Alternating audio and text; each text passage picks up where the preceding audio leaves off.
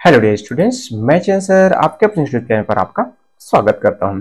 इस वीडियो में मैं आपके लिए लेके आया हूं आपके जो ज्योग्राफी का जो चैप्टर 8 है, India climate vegetations and wild life, इसका जो कंप्लीट जो एक्सरसाइज का जो सॉल्यूशन है आपको इस वीडियो में देखने को मिलेगा। तो मेरे साथ इस पूरी वीडियो में बने रहिए।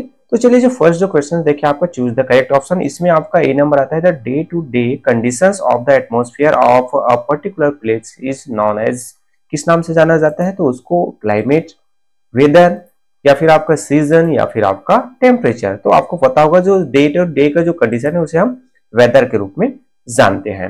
देन जो सेकंड आता है आपका, experts who forecast the weather are known as, जो वेदर जो फोरकास्ट है उसको मेंशन करता है, वो एक्सपर्ट होते हैं उनसे, तो उनको कार्टोग्राफर या फिर आपका जो जियोलॉजिस्ट या फिर आपके इंजीनियर्स या फिर आपके जो मेट्रोलॉजिस्ट है उस नाम से जाना जाता है। तो राइट ऑप्शन हो जाएगा आपका मेट्रोलॉजिस्ट।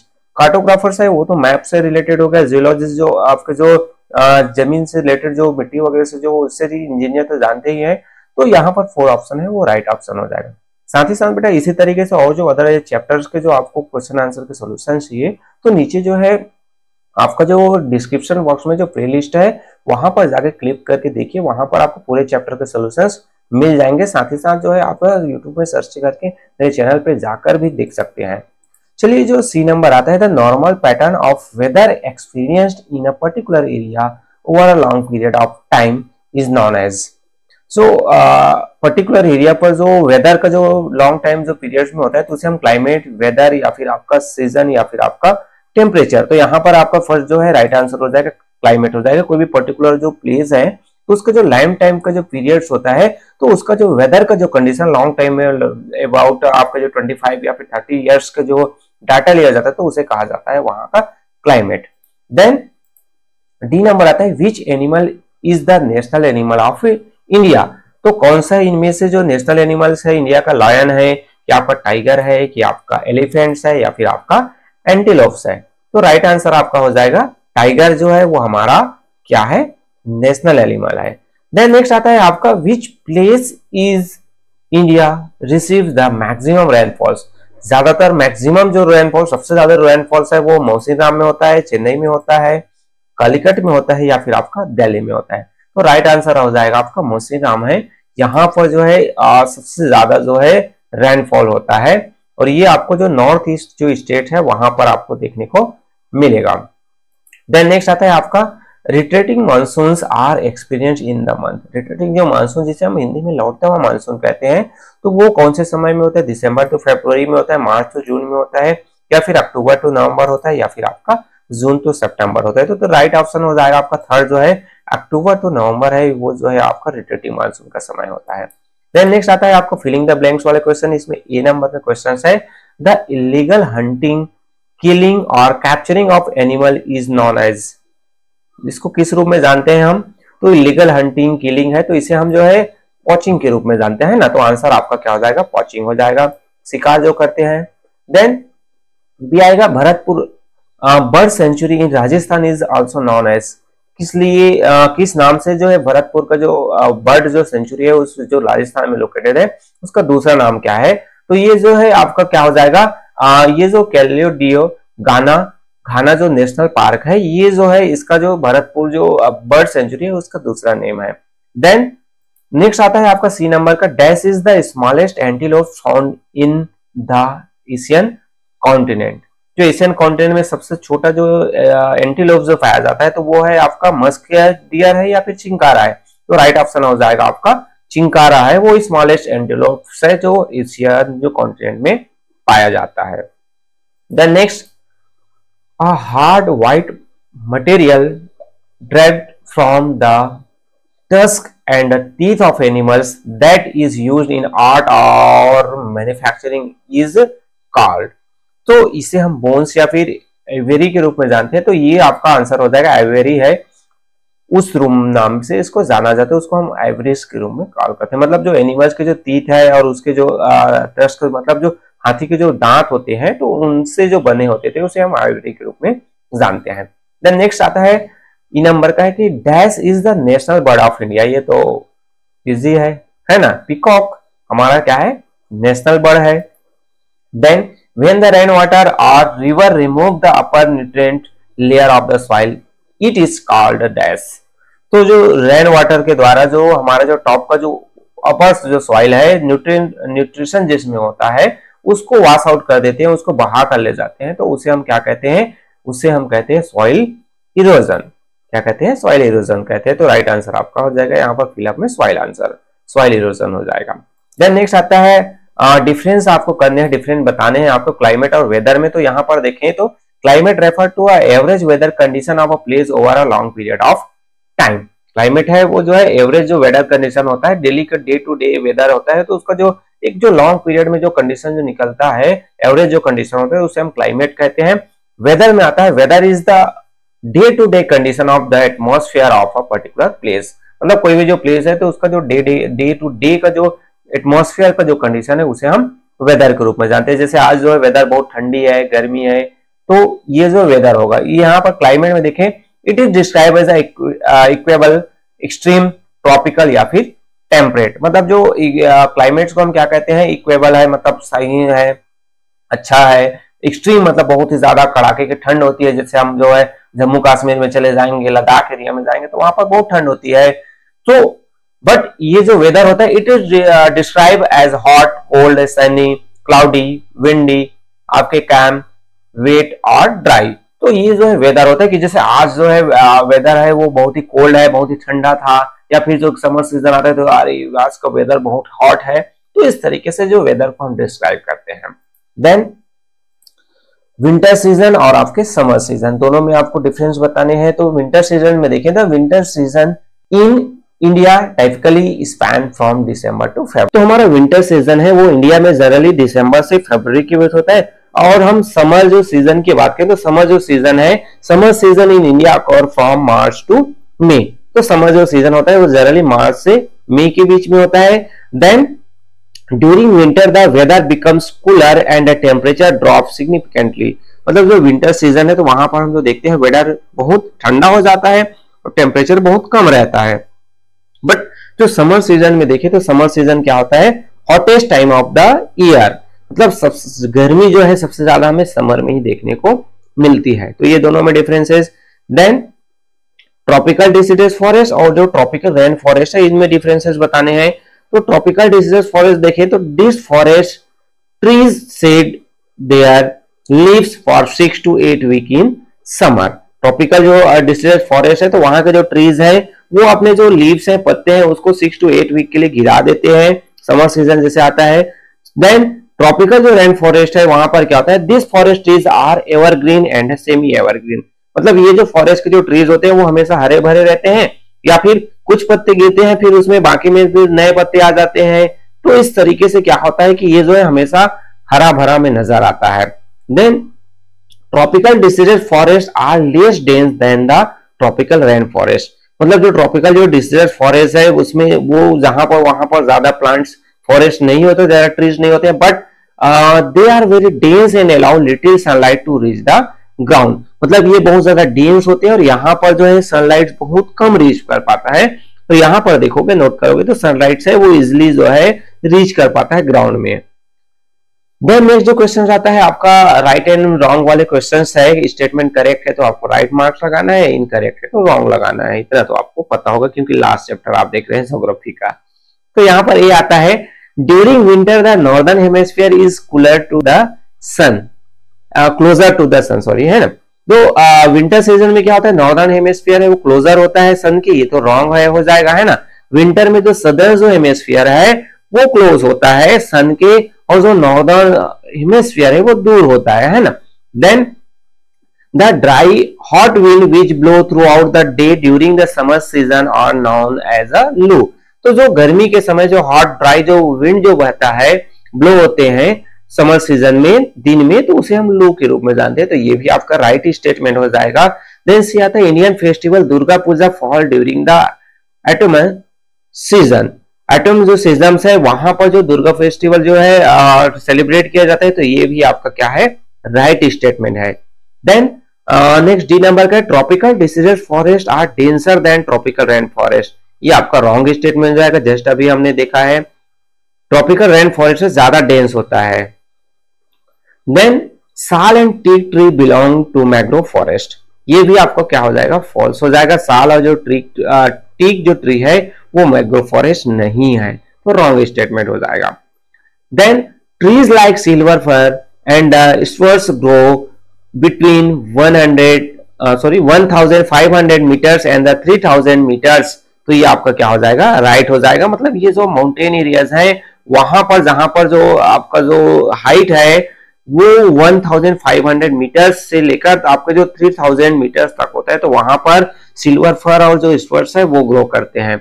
देन नेक्स्ट आता है आपका मैच द कॉलम वाले क्वेश्चन। मैच द कॉलम में आपका कॉलम ए, बी और सी है, इनको आपको मैच करने हैं। तो चलिए हम मैच में आंसर इसका देखते हैं। तो आंसर है कॉलम ए, कॉलम बी और कॉलम सी। रेनी सीजन है तो वहां पर एक जो है फ्लड आता है, फ्लड आने के चांसेस होते हैं, और ये कौन सा मानसून का सीजन होता है, मानसून के समय होता है। ट्रॉपिकल रेन फॉरेस्ट देखें तो ए होगा, ये एवरग्रीन या फिर सेमी एवरग्रीन होता है ना। और ये जो है इसके पास नियर इक्वेटर, इक्वेटर के आसपास हमें नजर आता है। Then tropical deciduous forest, tropical deciduous forest ये आपका मानसून फॉरेस्ट होता है, और इसमें जो है पीपल और जो नीम ट्री होते हैं उसको हम क्या करते हैं, इसमें काउंट करते हैं, या फिर ये जो एग्जाम्पल होते हैं। देन थॉर्न फॉरेस्ट लें तो ये जो है generally desert area, Thar desert है, वहां पर पाया जाता है, और यहाँ पर जो एनुअल जो रेन फॉल्स है वो लेस देन 70 सेंटीमीटर्स होता है, मतलब 70 सेंटीमीटर से भी कम बारिश होता है। देन मैंग्रोव फॉरेस्ट की बात करें तो ये कहां पर पाया जाता है, तो ये अंडमान एंड निकोबार है, तो यहां से मैच हो जाएगा डी नंबर से। और यहाँ पर जो सुंदरी नामक जो ट्री है वो पाए जाते हैं। देन नेक्स्ट आता है नेशनल एनिमल्स। नेशनल एनिमल जो है यहाँ पर ये जो हमारा जो नेशनल एनिमल है वो इंडेंजर्ड स्पीसीज, मतलब धीरे धीरे खतरा होते जा रहे हैं, वो खत्म होने वाले हो जाते जा रहे हैं शिकार के कारण से, पॉचिंग के कारण से। तो हमारा जो नेशनल एनिमल है यहाँ क्या है, आपका टाइगर है। तो इस तरीके से हमने जो है कॉलम से ए, बी और सी को तीनों को मैच कर लिया। देन नेक्स्ट आता है आपका identify the picture given below and answer the question. Identified करना है और आंसर देना है। तो चलिए ये जो है आपको जो दिखाई दे रहा है तो ये टस्क है किसका, तो आइडेंटिफाइड एनिमल पार्ट्स, तो ये क्या है, एलिफेंट टस्क है। एलिफेंट का जो दांत है, बाहर निकला वाला जो दांत रहता है वो है। और list down at least 3 products made using this products, इनसे जो 3 जो प्रोडक्ट्स के नाम बताने हैं, तो यहाँ पर जो आइवरीज और ऑर्नामेंट्स है वो बनाए जाते हैं, है ना। उसके अलावा पियानो कीज है वो पहले इससे बनाए जाते थे, अभी भी कई जो बनाए जाते हैं। बिलियर्ड जो बॉल्स है उसको भी ये जो एनिमल जो टस्क है उससे बनाया जाता था, हाथी के दांत से बनाते थे। या फिर इसके अलावा जो आप टाइम पास के लिए जो कैरम जो खेलते हैं ना, तो कैरम का जो कॉइन जो आता है, जो स्ट्राइकर जो होता है, उसको भी इसी जो है आपके जो एनिमल टस्क से बनाए जाते हैं। आजकल प्लास्टिक आने लगे हैं तो ज्यादातर आइवरी जो ऑर्नामेंट्स है वही बनाया जाने लगा है। देन नेक्स्ट जो क्वेश्चन आता है आपका, ये जो इमेज आपको दिखाई दे रहा है ये क्या है पूछा जा रहा है, तो ये है what does this picture signify, क्या दिखाना चाह रहा है, तो ये हमें जो है डिफोरेस्टेशन दिखा रहा है कि ये जो है पेड़ों की कटाई हो रही है, यहाँ पर हमें नजर आ रहा है।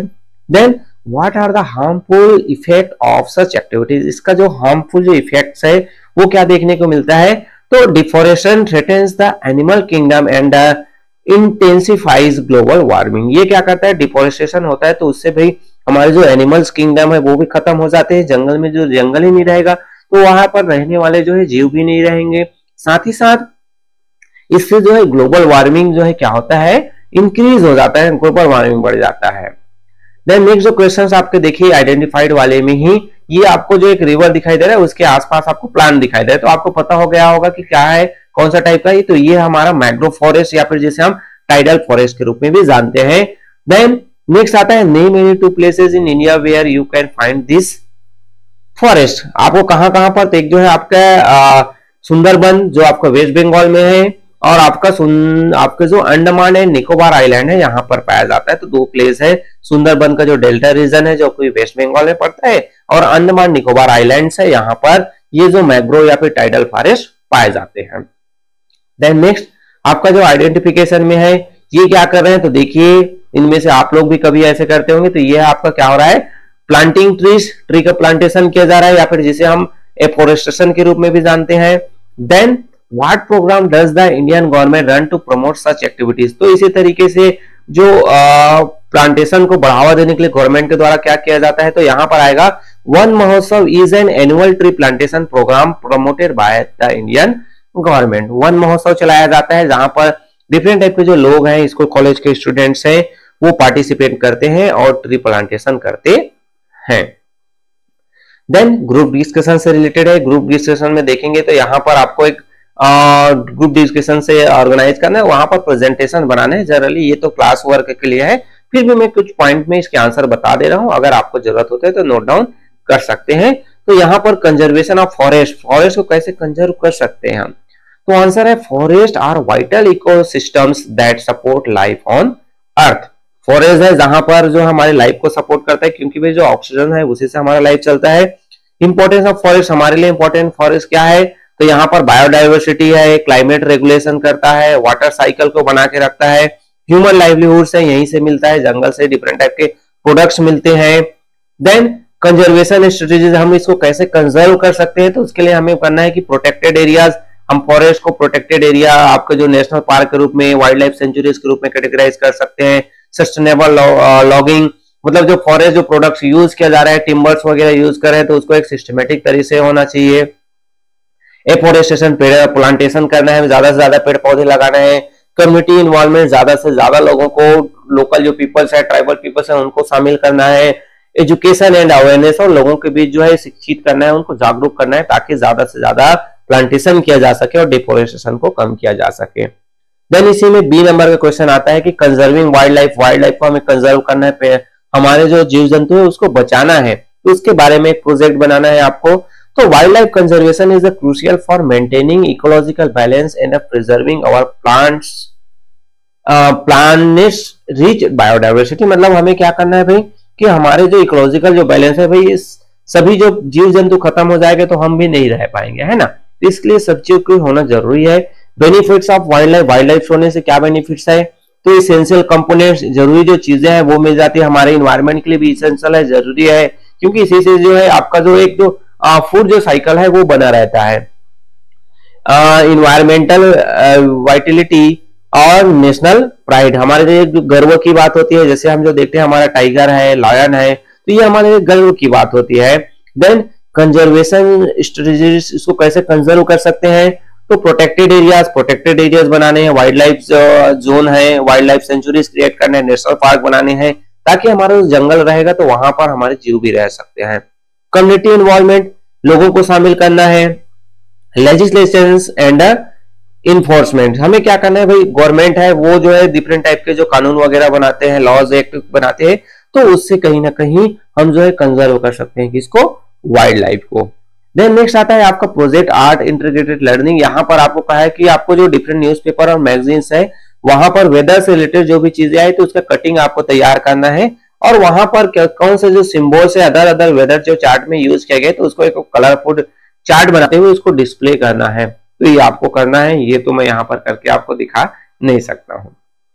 चलिए नेक्स्ट जो आता है आपके 60 आंसर क्वेश्चन, शॉर्ट वाले जो क्वेश्चन है, तो इसमें आपका ए नंबर आता है कि what do you understand by the term weather and climate. Weather और क्लाइमेट से आप क्या समझते हैं, तो आंसर होगा weather is the day to day condition of the atmosphere of a particular place. Daily का जो कंडीशन होता है एटमॉस्फेयर का, तो उसे हम वेदर कहते हैं। देन बी है what is weather forecasting. Weather forecasting क्या है, so by using latest technologies weather can be carefully monitored and can be easily predicted, this is also known as a weather forecasting. मतलब यहाँ पर क्या होगा कि जो हम जो लेटेस्ट जो टेक्नोलॉजी है उनका यूज करते हुए हम क्या करते हैं, जो कोई भी जो इजिली जो हम प्रेडिक्ट करते हैं, कोई भी चीजें हम बताते हैं, तो वो आपका जो वेदर से रिलेटेड जो इंफॉर्मेशन देते हैं तो वो कहलाता है आपका weather forecasting. Then what are retreating monsoon. Retreating monsoon क्या है, so during autumn season the monsoon wind start moving back from the land to the sea, this is known the retreating monsoon. मतलब जो autumn जो season है वहां पर जो monsoon है वो लैंड एरिया से वापस आता है सी की ओर, तब हम उस समय जो बारिश होता है तो उसे हम जो मानसून वापस आता है तो उसे हम रिट्रेटिंग मानसून कहते हैं। देन नेक्स्ट आता है डी नंबर का right a short note on a tropical rain forest. Tropical rain forest के बारे में आपको शॉर्ट नोट डाउन करने हैं, तो आंसर में हो जाएगा this forest mostly grow near the equator where the rainfall is above जो 200 centimeters. The vegetation consists of evergreen and semi evergreen trees. यहाँ पर जो ट्रॉपिकल रेन फॉरेस्ट है तो यहाँ वो ऐसे इक्वेटोरियल रीजन है उसके आसपास ग्रो करते हैं जहां पर रेन फॉल से जनरली 200 सेंटीमीटर के आसपास होता है, और यहाँ पर जो वेजिटेशन पाए जाते हैं वो एवरग्रीन होते हैं या फिर सेमी एवरग्रीन होते हैं। Then common varieties of trees which are found in tropical rain forest are rosewood, ebony, jamun and mahogany. मतलब जो ट्रीज जो पाए जाते हैं उनके बारे में आपको नाम नोट डाउन करने हैं, तो वहां पर रोजवुड, इबोनी, जामुन, महोगनी इस सेक्टर डाल सकते हैं, और इस डिफरेंट टाइप के प्लांट्स पाए जाते हैं, इतने ही नहीं होते हैं, है ना। Then what kinds of vegetation is found in desert area. Desert area में कौन सा और जो वेजिटेशन पाया जाता है, क्या क्या वेजिटेशन है, तो यहाँ पर generally thorn forest is found in desert areas. जो थॉर्न जो फॉरेस्ट है वो जनरली डिजर्ट एरिया में पाए जाते हैं, और सम कॉमन जो plants species in this area includes, इस एरिया पर पाए जाने वाले जो प्लांट्स है उसमें जो कैक्टस है, खैर है, बबूल है, किकर है, और आपके कोरस जो ग्रासेस है, सूखे जो घासेस है वो पाए जाते हैं।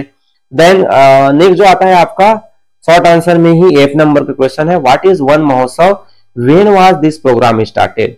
तो आंसर हो जाएगा Van Mahotsav is the annual tree plantation program celebrated in India. Van Mahotsav है जनरली ये जो है आपका ट्री प्लांटेशन प्रोग्राम है जो इंडिया में सेलिब्रेट किया जाता है, और it means festival of tree and is celebrated for a week in the month of July. और ये जो है इसको हम फेस्टिवल ऑफ ट्री के रूप में जानते हैं, और जनरली ये जो है मंथ जुलाई का जो मंथ है तो उस पहले जो वीक है, जो जुलाई मंथ के जो वीक है वहां पर सेलिब्रेट किया जाता है। Then why are Asian elephants hunted, तो ये शॉर्ट आंसर से लास्ट क्वेश्चन है। एशियन एलिफेंट का जो शिकार है वो क्यों किया जाता है, तो आंसर में हो जाएगा, एक लाइन का आंसर है, the Asian elephant hunted for their tusk. उसके जो दांत है उनके जो एशियन जो एलिफेंट्स हैं उनका शिकार किया जाता है। तो ये जो है आपके शॉर्ट आंसर हुए। नेक्स्ट हम देखते हैं लॉन्ग आंसर क्वेश्चंस। तो अगर यहां तक जो है वीडियो आपके लिए हेल्पफुल हो रहा है तो वीडियो को लाइक जरूर कीजिए, ताकि इससे जो है अदर जो स्टूडेंट के पास भी वीडियो पहुंच पाए, और अपने क्लास फ्रेंड के साथ भी शेयर करना ना भूलिए ताकि उनका भी हेल्प हो सके। तो चलिए ए नंबर आता है, what are the 4 different seasons. 4 different seasons क्या है, तो यहाँ पर मेरे द्वारा 60 से शॉर्ट करने का प्रयास किया है, बट 4 सीजन है तो थोड़ा सा आंसर जो है लॉन्ग हो जाएगा, तो ध्यान में रखिएगा।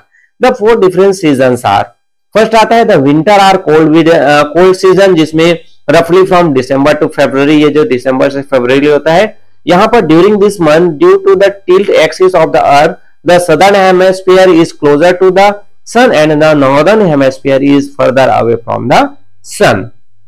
तो क्या हुआ कि भाई विंटर जो सीजन है या फिर कोल्ड जो सीजन है वहां पर क्या होता है कि जो अर्थ का जो झुकाव है उसके कारण से सदर्न जो हेमिस्फीयर है वो सन के क्लोज में होता है, और जो नॉर्दर्न हेमिस्फीयर है वो सन से दूर होता है। कौन से सीजन में, विंटर सीजन में। तो इसी कारण से जो है हमारा जो इंडिया है वहां पर हमें ठंडे का एहसास होता है, क्योंकि हमारा जो नॉर्दर्न हेमिस्फीयर में लोकेटेड है India. Then summer or the hot season, जिसे हम टाइम पीरियड होता है फ्रॉम मार्च टू मई के बीच होता है। This is a transitional phase in which the northern hemisphere start moving closer to the sun and the southern hemisphere start drafting away from the sun. मतलब ये जो transition period होता है, जहां पर ट्रांजिशन मतलब भाई जो नॉर्दर्न हेमिस्फीयर है वो जो है सन के पास आने लगता है, और जो सदर्न जो हेमिस्फीयर है वो सन से दूर जाने लगता है। तो इसी कारण से हमारा जो इंडिया है नॉर्दर्न हेमिस्फीयर में होता है, तो लोकेटेड है, इस कारण से हमें समर सीजन में ज्यादा गर्मी का एहसास होता है, क्योंकि हम सन के पास चले जाते हैं। देन नेक्स्ट आता है आपका द मानसून सीजन, जो जनरली इसका जो टाइम पीरियड है वो फ्रॉम जून टू सितंबर के बीच होता है। ये this season is mark by the onset of the monsoon, मतलब इस समय जो मानसून बारिश का मौसम होता है ना। So almost 90% of the rainfall in India is received during this season. ज्यादातर जो रेनफॉल्स है लगभग 90% जो रेनफॉल्स है वो इसी सीजन में होता है। देन लास्ट जो सीजन आता है ऑटम जो सीजन है उसमें हम जो देखें तो इसका जो समय अक्टूबर और नवंबर के बीच में होता है। सो इसमें हम जो देखें during this time the winds start moving back from the land to the sea, this is also called the retreating monsoon. तो ये जो विंड्स है जिसे हम जो इस समय जो ऑटम जो सीजन है वहां पर क्या होता है कि जो मानसून जो हवाएं हैं, मानसूनी जो विंड्स है वो वापिस आने लगते हैं लैंड एरिया से सी की ओर। तो इससे कारण से रिट्रेटिंग मानसून कहते हैं, क्योंकि इस समय भी थोड़े बहुत बारिश है कुछ एरियाज पर होती है, तो इस कारण से इसे रिट्रेटिंग मानसून, लौटता हुआ मानसून कहा जाता है। नेक्स्ट हम बी नंबर का क्वेश्चन देखते हैं। तो what is natural vegetation, explain the different kinds of vegetation found in India. So answer देखें तो vegetation which develop naturally in a region according to the environmental condition is known as a natural vegetation. ऐसे जो vegetation जो develop होते हैं naturally ऐसे reason पर जहां पर वहां का जो एनवायरमेंटल कंडीशन के अकॉर्डिंग कोई भी जो वेजिटेशन डेवलप करता है, ग्रो करता है, उसे हम नेचुरल वेजिटेशन कहते हैं। ट्रॉपिकल रेन फॉरेस्ट, तो ये जो फॉरेस्ट होता है जनरली आपके जो इक्वेटर के आसपास ग्रो करते हैं। This forest mostly grow near the equator where the forest are rainfall is above 200 centimeter. The vegetation consist of evergreen and semi evergreen trees. Then आपका ट्रॉपिकल डिसीज फॉरेस्ट, तो tropical deciduous forest are also known as the monsoon forest. This trees shed their leaves for about 6 to 8 weeks in summer. मतलब ये जो है इसको हम जो tropical deciduous forest है उसको मानसून फॉरेस्ट के रूप में भी जानते हैं। और यहाँ के जो पेड़ है वो क्या ट्रीज हैं वो अपने जो लीव्स है, पत्ते हैं, वो गिरा देते हैं समर सीजन में। देन थॉर्न फॉरेस्ट है, तो this types of vegetation found in dry areas where the annual rainfall is less than 70 centimeter. मतलब 70 सेंटीमीटर के आसपास जो या फिर उससे कम जो रेनफॉल होता है वहां पर थॉर्न जो फॉरेस्ट है वो ग्रो करते हैं। जो थार जो डिजर्ट है, the Thar desert has this kinds of natural vegetation in India. और जो थार डिजर्ट है वहां पर इस टाइप के जो फॉरेस्ट है वो पाए जाते हैं। अगर एक और पॉइंट अगर नोट डाउन करना चाहें तो वहां पर जो आपके जो मैंग्रोव फॉरेस्ट है उसको भी आप नोट डाउन कर सकते हैं, बट लॉन्ग होगा करके मैंने उसको स्किप कर दिया है। देन नेक्स्ट आता है आपका लास्ट जो क्वेश्चन है आपको लॉन्ग आंसर में, briefly describe the wild life found in India. Wild life जो पाया जाता है इंडिया में तो उसके बारे में नोट डाउन करने हैं। So India has a rich and varied wild life. हमारे यहाँ बहुत ज्यादा और अलग अलग प्रकार के जो वाइल्ड लाइफ पाए जाते हैं। About 4% of India's land is under forest cover. मतलब इंडिया का जो 4% है वो फॉरेस्ट जो कवर है। और India has a amazingly wide variety of animal native to the country. Different type के जो एनिमल्स हमारे यहाँ पाए जाते हैं इसमें से it is home to tiger. यहाँ पर टाइगर मिलता है, लॉयन है, लेपर्ड्स है, पाइथन्स है, वोल्व्स है, फॉक्सेस है, बियर्स है, क्रोकोडाइल्स है, rhinoceros, camels, wild dogs, monkeys, snakes, antelope species, deer species, variety of bisons and not to mention the mighty Asian elephants। मतलब इतने टाइप के जो एनिमल्स हैं यहाँ पर पाए जाते हैं। साथ ही साथ India along with 17 mega diverse countries is home to 60 to 70% of the world's biodiversity। मतलब यहाँ पर जो मेगा बायोडाइवर्सिटी है वो देखने को मिलता है। और यहाँ पर 17 जो मेगा बायोडाइवर्स जो हमें हमारे कंट्री में देखने को मिलता है। तो इस तरीके से ये जो वाइल्ड लाइफ जो फाउंड किया जाता है इंडिया में, इससे रिलेटेड थोड़ा सा कम पॉइंट मैंने आपके हेल्प के लिए प्रोवाइड किया है। अगर नोट डाउन करना चाहे तो आपके पेज कम पड़ जाएंगे। तो ठीक है, यहाँ तक मेरे द्वारा इस चैप्टर से रिलेटेड क्वेश्चंस जो थे उसके सोल्यूशन प्रोवाइड कर दिए गए। होपफुली ये आपके लिए बहुत ज्यादा हेल्पफुल होगा। अगर वीडियो हेल्पफुल है तो वीडियो को लाइक करना ना भूलिए, अपने क्लास फ्रेंड के साथ भी शेयर कीजिए। और अभी तक आपने चैनल को सब्सक्राइब नहीं किया तो सब्सक्राइब भी कर सकते हैं ताकि इसी तरीके से हेल्पफुल वीडियो आपको और मिलता रहे। Okay, thank you.